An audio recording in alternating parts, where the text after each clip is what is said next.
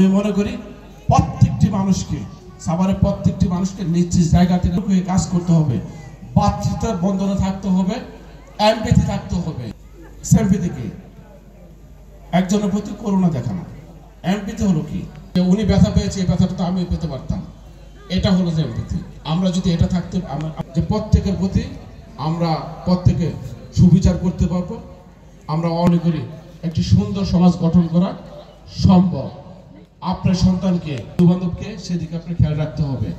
বিশেষ করে আমাদের যারা বাচ্চারা রয়েছে, ফেসবুক টুইটার প্রয়োজন সেটুকুই সীমাবদ্ধ যদি থাকে তাহলে তাদের জন্য ভবিষ্যৎটা উজ্জ্বল হবে বলে আমি বিশ্বাস করি। পাশাপাশি হবে, কারণ তারা হলো যে আমি মনে করি কাদামাটির মতো। এখানে কি কুমার বাড়ি আছে আপনাদের আশেপাশে?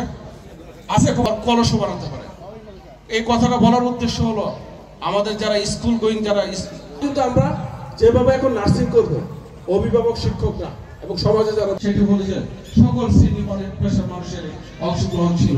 তাদের একটি লক্ষ্য উদ্দেশ্য আছে যে বাংলাদেশে থাকলে আমি মনে করি সেটা যদি করতে পারি এবং আমাদের সন্তানদেরকে যদি একজন সুমানুষ, এখানে কৃষি সম্প্রসারণ অধিদপ্তর একটু দাঁড়ান, আপনারা যে গাছগুলা রোপণ করবেন কীটনাশক করে তাহলে ওনাদের কাছে পরামর্শ নেবেন এবং রাস্তার দুই ধারে যে আমাদের গাছগুলো থাকবে।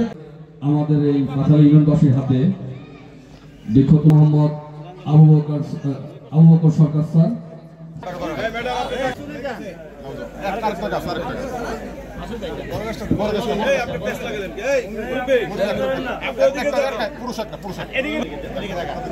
চেয়ারম্যান সাহেব মাথার একটু পিছনে। হ্যাঁ,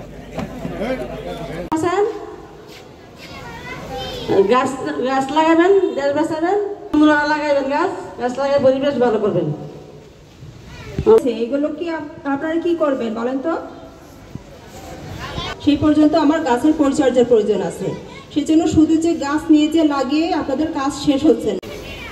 নাই বসেন বাস। মাশাআল্লাহ, আলহামদুলিল্লাহ, আল্লাহর কাছে শুকরিয়া যে সবুজে বাসক সাভার আগামীকাল 12 জুলাই সবাই একটু পিছিয়ে যান, এদিকে মুক্ত করে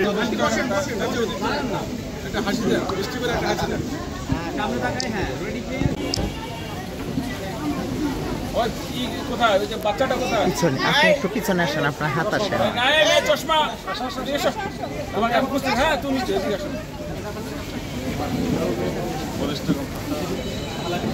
কোন ক্লাসে পড়ো? অনেক